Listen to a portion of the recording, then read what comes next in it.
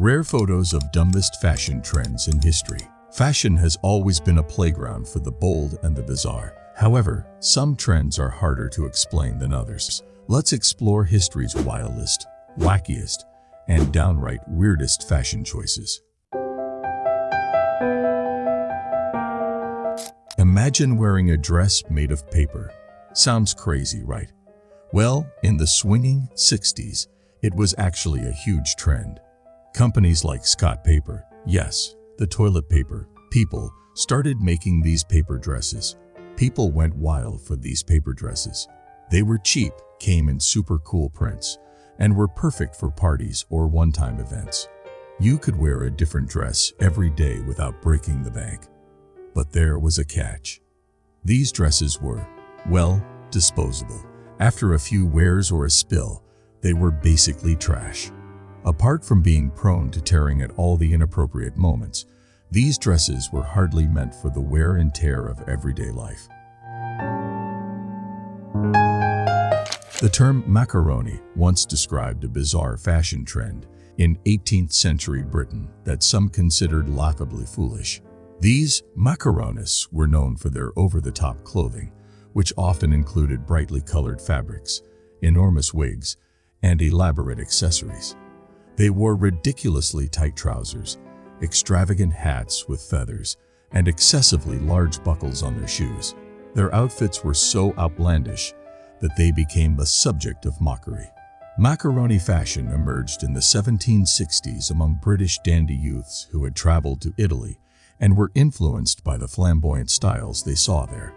These styles were seen as a symbol of decadence and excess, leading to a backlash and eventual decline of the trend by the late 1770s.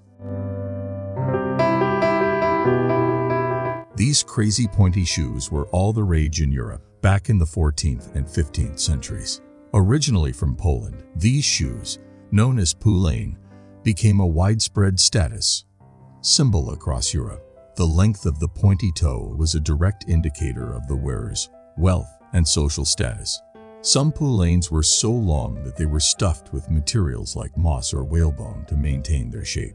Despite their luxurious appearance, they were notoriously uncomfortable. Archaeological studies have shown that wearing poulains frequently led to bunions and other foot deformities. Researchers examining skeletons from medieval England found that individuals from wealthier areas had a significantly higher incidence of bunions, which were linked to the prolonged use of these pointed shoes. This often resulted in painful walking and a higher likelihood of falls and fractures.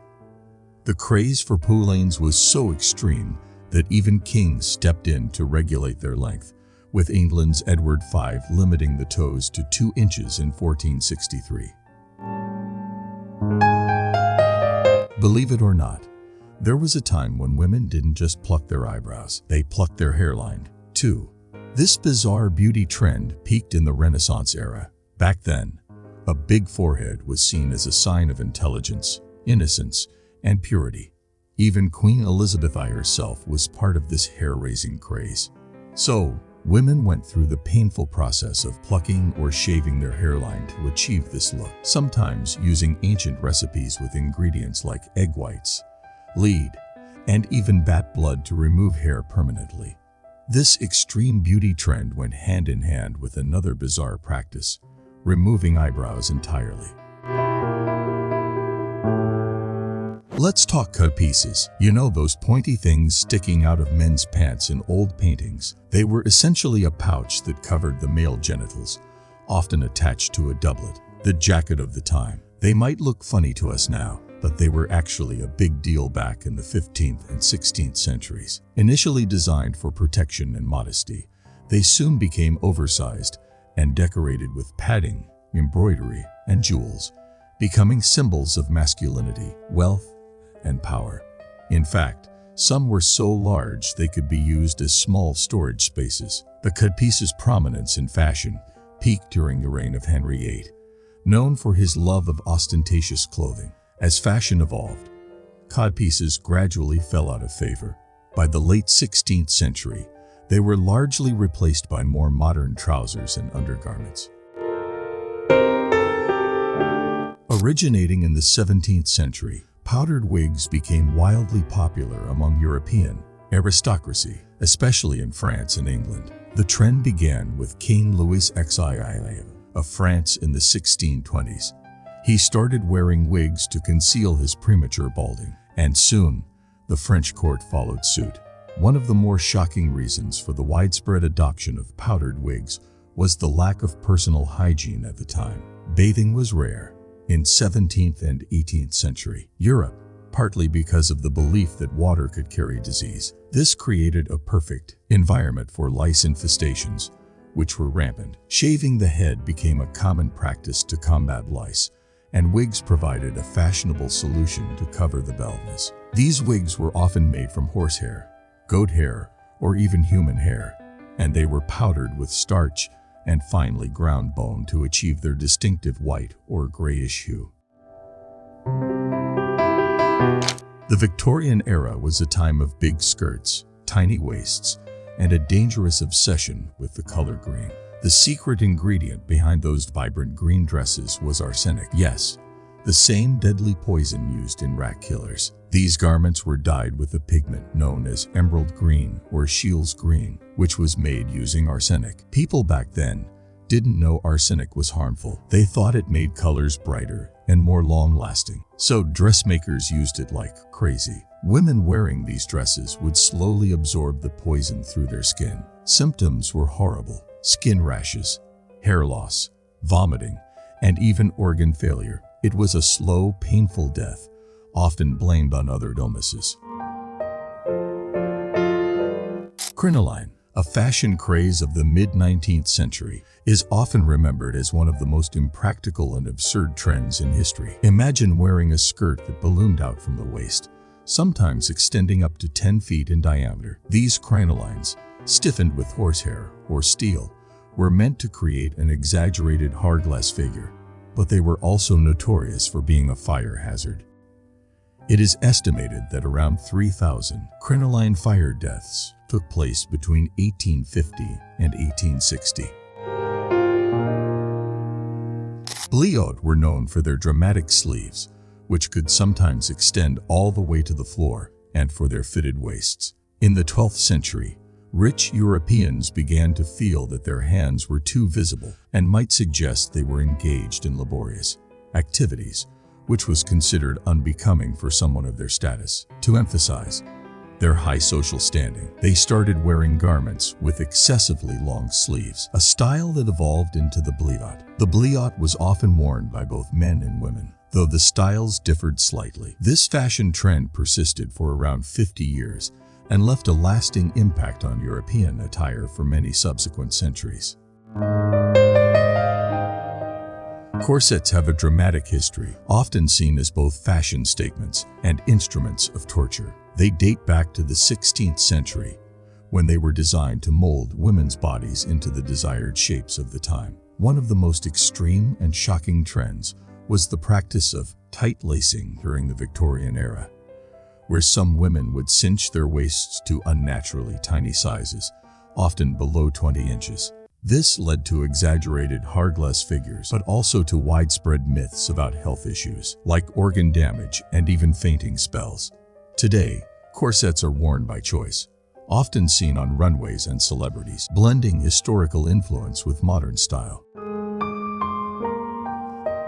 Panniers were a bizarre and extreme fashion trend from the 18th century, designed to make skirts as wide as possible. These undergarments, made from metal or whalebone frames, expanded skirts to ridiculous widths, sometimes reaching up to 8 feet across. The purpose was purely for show, emphasizing a tiny waist and symbolizing wealth and status. This fashion originated in Spain but quickly spread across Europe, particularly in France and England. The panniers also made it difficult for women to walk through doorways and corridors, which had to be widened in palaces and aristocratic homes to accommodate this trend. This led to the fashion being both admired and mocked, with satirical cartoons of the time often depicting women stuck in doorways or tipping over due to the weight of their gowns.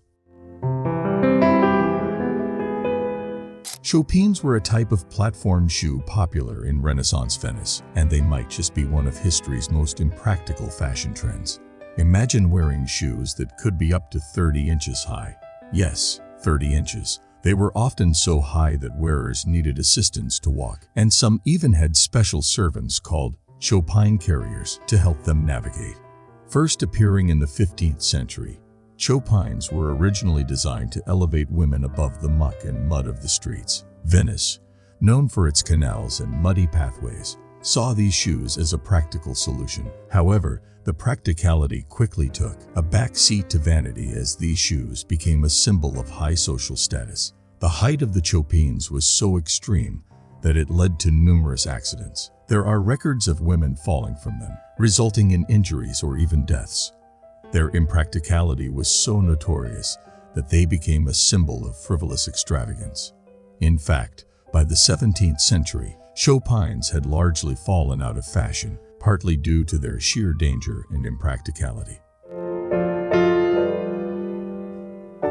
Long nails were a significant fashion statement in ancient China, but they might seem quite extreme by today's standards. This peculiar trend, which reached its height during the Ming and Qing dynasties, was more than just a beauty standard. It was a symbol of social status and class. The practice of growing long nails was especially prevalent among the elite and aristocracy. Both men and women would cultivate their nails to astonishing lengths, sometimes extending them to over a foot long. Interestingly, the long nails were often protected by elaborate gold or silver nail guards. These intricate accessories were designed to prevent the nails from breaking and to showcase the wearer's wealth. Dyeing armpit hair in bright colors might sound like a quirky fashion statement, but it's actually one of the more outlandish trends in recent years. This fad first gained popularity around 2014, when celebrities and influencers began flaunting rainbow-hued underarm hair on social media. There is no doubt that dyeing armpit hair is a controversial trend. It has been criticized by some for being unsanitary and unprofessional. Others have argued that it is simply a matter of personal choice. Blackened teeth were once a bizarrely fashionable trend in parts of Asia, particularly in Japan. This practice involved staining the teeth black, using a special dye made from iron, filings, and tannin from plant extracts. Why would anyone choose to blacken their teeth? The reasons were both social and symbolic. Historically, black teeth were a sign of beauty and status among Japanese aristocracy and married women. It was believed that blackened teeth made a person look more mature, sophisticated, and attractive.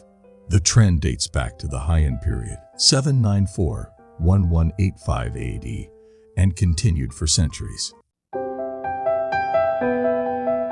Togas, those giant white blankets Romans loved, were basically the worst fashion choice ever. These garments, worn by both Greeks and Romans, were essentially large, draped pieces of fabric, often wool, that were thrown over the body in elaborate folds. Despite their elegance, togas were notoriously difficult to wear and keep in place. One of the most shocking aspects of togas was their size. A typical toga could measure up to 12 yards in length. Only Roman citizens were allowed to wear togas, and there were specific styles and colors for different social classes, adding to the toga's reputation for awkwardness.